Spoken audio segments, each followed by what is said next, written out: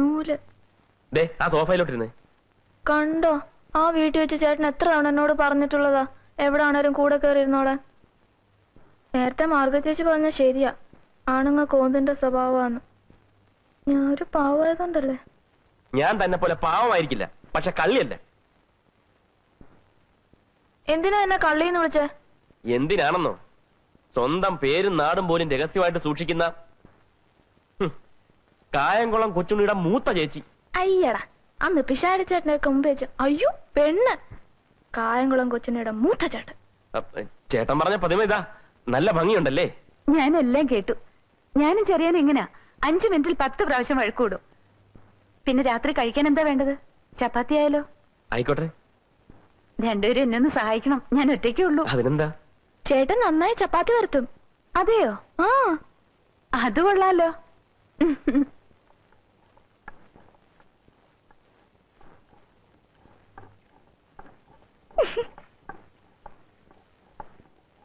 എന്തിനാ ചിരിക്കുന്നത്? വട്ടാന്ന് വിചാരിക്കും. അല്ല, ഞാനേ ആ ബാത്റൂമിലെ കാര്യം ഒന്ന് ഓർത്തുപോയി.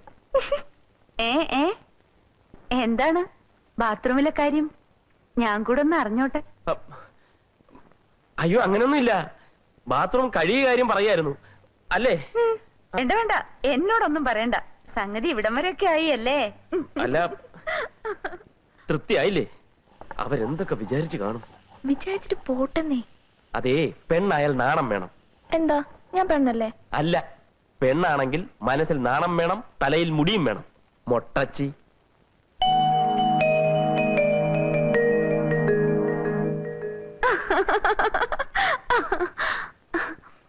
അയ്യേ, എന്താ ഇത്? കൊച്ചുകുട്ടികളെ പോലെ. ലേഡി ഡയാനയ്ക്ക് എത്ര മുടിയുണ്ട്? പ്രിയങ്ക ഗാന്ധി എന്ത് സുന്ദരിയാ, മുടിയുണ്ടോ?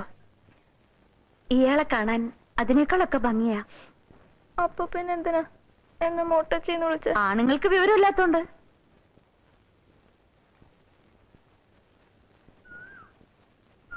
ആണായ പോരാ, വിവരവും വേണോന്ന് ചേച്ചി പറഞ്ഞല്ലോ. എനിക്ക് ആവശ്യത്തിനുള്ള വിവരമൊക്കെ ഉണ്ട്. എന്നാ പറ, ലേഡി ഡാനയ്ക്ക് എത്ര മുടിയുണ്ട്? മുടിയില്ലാത്ത പ്രിയങ്ക ഗാന്ധി എന്ത് സുന്ദരിയാ. ഞാൻ ഇവരെ കാണാൻ ലണ്ടനിലും ഡൽഹിയിലും ഒന്നും പോയിട്ടില്ല. പക്ഷെ ഇങ്ങനെ മുടിയില്ലാത്ത കുറെ പേരെ കണ്ടു, അങ്ങ് പേരൂക്കട ഭ്രാന്താശുപത്രിയിൽ. കുറെ മൊട്ടച്ചികളെ.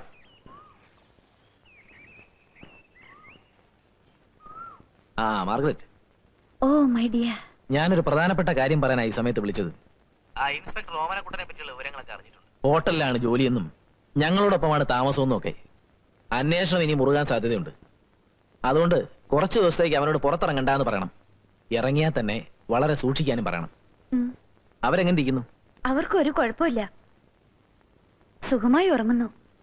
രണ്ടുപേരെ അടുത്തടുത്ത മുറികളിൽ തന്നെ ഞാൻ കിടത്തിയിട്ടുണ്ട്. കണ്ണു തുറക്കേ വേണ്ടു റൊമാൻസ് തുടങ്ങാൻ. ഞങ്ങള് തീരുമാനിക്കുന്ന പെൺകുട്ടിയെ നീ വിവാഹം കഴിച്ചില്ലെങ്കിൽ മകനെ നീ നട്ടം തിരിയും.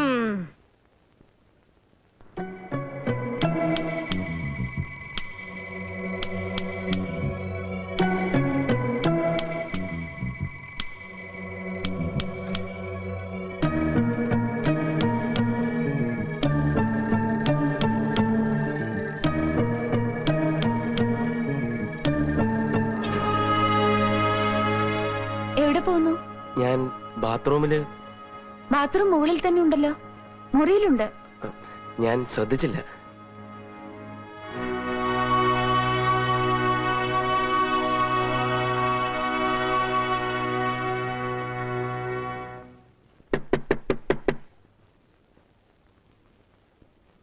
Margaret, good morning. How are you? ആരത് പൂട്ടിയത്? വിശാരിച്ചിട്ട് വന്നിട്ട് പോയോ? എന്നെ അരിശം പിടിപ്പിക്കരുത്. അപ്പൊ ഇന്നലെ ഏത് രാമൻ ആത്തോടന്ന് ഉറങ്ങിയത്? അതൊന്നും എനിക്കിഷ്ടമല്ല.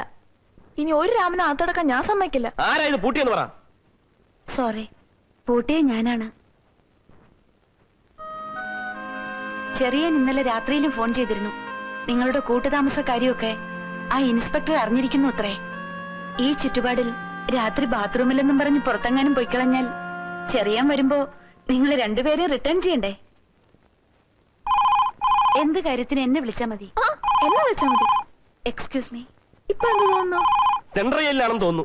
അപ്പൊ ഇതിനു മുമ്പ് പറഞ്ഞിട്ടുണ്ടോ? ഞാൻ Catch me if you can.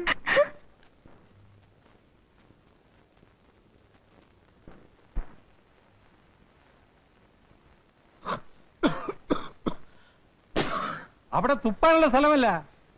എനിക്ക് തുപ്പാ ഇത്രയും സ്ഥലം മതി. മനസ്സിലായോ? ഓമനക്കുട്ടന്റെ അച്ഛനും അമ്മയാ. എന്റെ മകൻ ഓമനക്കുട്ടനെ ആരോ പൂട്ടിയിട്ടിരിക്കുന്നു. അവൻ അതിനുള്ളിൽ കിടന്ന് അമ്മേ അമ്മേ പൂട്ട് തുറക്കൂ പൂട്ട് തുറക്കൂന്ന് ഉറക്കെ വിളിക്കുന്നു. അയ്യോ, ഇതൊക്കെ അവിടെ എങ്ങനെ അറിഞ്ഞു?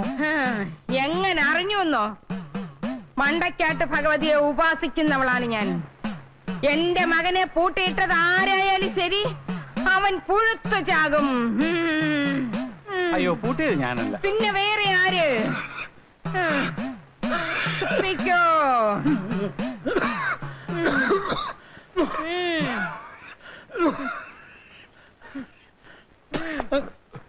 ആ വിഷാരടി, നിങ്ങൾ ആ ഓമനക്കുട്ടിനെ മുറിയിലിട്ട് പൂട്ടിയെന്നും പറഞ്ഞ് അയാളുടെ അച്ഛനും അമ്മയും വന്ന് ബഹളം ഉണ്ടാക്കുന്നു. നിങ്ങൾ എന്തിനാ മണ്ടൻ തിരുമേനി ആ കാര്യമൊക്കെ അവരോട് പറയാൻ പോയത്? ഞാനൊന്നും പറഞ്ഞില്ല. എല്ലാം ആ മണ്ടക്കാട്ട് പറഞ്ഞു എന്നും പറഞ്ഞ് പറഞ്ഞുകൊണ്ടിരിക്കുക. എവിടെ ഈ മണ്ടക്കാട്ട്? മണ്ടയില്ലാത്ത തന്നോട് അതൊക്കെ പറഞ്ഞിട്ട് എന്താ കാര്യം? അത് ശരി. പേര് മാറി, ഞാൻ കേറട്ടെ. കേറിക്കോ. ഞാൻ പിഷാരടി. നമസ്കാരം. നമസ്കാരം. ഓമനക്കുട്ടൻ എല്ലാ കാര്യങ്ങളും എന്നോട് പറഞ്ഞിട്ടുണ്ട്. എന്റെ മകനെ തുറന്നു വിട്. മണ്ടക്കാട്ട് ഭഗവതിയാണ് പറയുന്നത്. ആള് സ്ഥലത്തുണ്ടെങ്കിലല്ലേ തുറന്നു വിടാൻ പറ്റൂ, അല്ലേ? എന്റെ കുഞ്ഞിനെ ആര് പൂട്ടിയാലും അവൻ പുഴുത്ത് പുഴുത്ത് ചാവും. അരുത്, ശപിക്കരുത്. ജന്മത്തിൽ പാപഗ്രഹം ഉള്ളതുകൊണ്ട് സ്ത്രീ ശാപം കൂടി ഏൽക്ക വയ്യ. അപ്പൊ താനാണോ എന്റെ കുഞ്ഞിനെ പൂട്ടിയത്? അല്ല, ആര് പൂട്ടിയാലും പുഴുത്തു പുഴുത്ത് ചാകുന്നത് ബുദ്ധിമുട്ടാണ്. ഓമനക്കുട്ട എവിടെ പോയെന്ന് പറ. ഇത്രയും കാലം ഞങ്ങളുടെ കുഞ്ഞ് ഞങ്ങളെ പിരിഞ്ഞിരുന്നിട്ടില്ല. ഈ മാസത്തിൽ ശമ്പളം വായിച്ചു തന്നിട്ടില്ല. ഓമനക്കുട്ടൻ ട്രെയിനിങ്ങിനായി വിശാഖപട്ടണത്ത് പോയിരിക്കുക. എപ്പോ വരും? അയ്യരെ എപ്പോ വരും എന്നാ പറഞ്ഞേ? ഒന്നും പറയാതല്ലേ പോയത്. ഹോട്ടലുകാർക്ക് അറിയാം. ആ, ഹോട്ടലുകാർക്ക് അറിയാവൂ. അപ്പൊ നമുക്ക് അവിടെ പോയി നോക്കാം. അല്ല, ഇവിടം വരെ വന്ന സ്ഥിതിക്ക് നമുക്ക് നമ്മുടെ വീട്ടിൽ പോയി കുളിച്ച് ആഹാരവും കഴിച്ചിട്ട് പിന്നെ ഹോട്ടലിലേക്ക് പോവാം. ഞാൻ കഴിക്കാൻ എന്തെങ്കിലും തയ്യാറാക്കട്ടെ. ഇനി ഇവിടെ തുപ്പരുത്. ഇനി നമുക്ക് അവിടെ തുപ്പാം.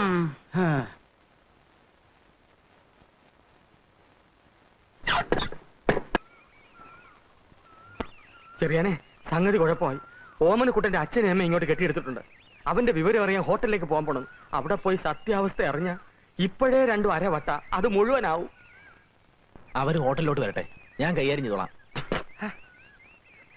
നിനക്കും തുടങ്ങിയോ ഈ അസുഖം?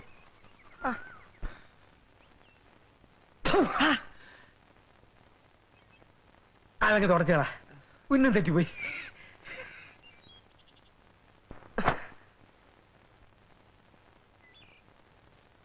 തുടക്കടാ.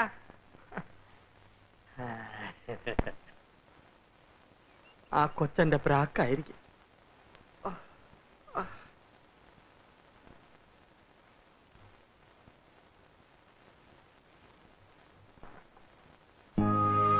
ചേട്ടാ ഷേവ് ചെയ്യണോ? എന്താ, ഒന്ന് ഷേവ് ചെയ്ത് തരാമോ? ചെയ്തുതരാം, പക്ഷെ മുറിഞ്ഞാലോ? ഓ, വലിയ തമാശ. എന്നാ കാര്യമായിട്ട് ചോദിക്കാം, ശരിയായി ഉത്തരം പറയണം. ഒരു ബ്ലേഡ് വെച്ചിട്ട് എത്ര തവണ ഷേവ് ചെയ്യാൻ പറ്റും? 1448. Correct, 5 points. അടുത്ത്, ചേട്ടൻ ഷേവ് ചെയ്യുമ്പോ ഒരു പച്ച നിറം മുഖത്ത് കാണുന്നു, എന്തുകൊണ്ട്? ഞാനൊരു പച്ച മനുഷ്യനായതുകൊണ്ട്. Correct, 5 more points. ഞാൻ പറഞ്ഞിട്ടുണ്ട് എന്റെ കണ്ണും പെട്ടെന്ന് വരുന്നു. പൊയ്ക്കോ. ചേട്ടനല്ലേ ആ വീട്ടിൽ വെച്ച് എന്നോട് പറഞ്ഞ് കട്ടിലിനോട് ചേർന്നിരിക്കാൻ? ഓമനക്കുട്ടി, ഞാൻ പോയിട്ട് ഇപ്പൊ വരാവേ.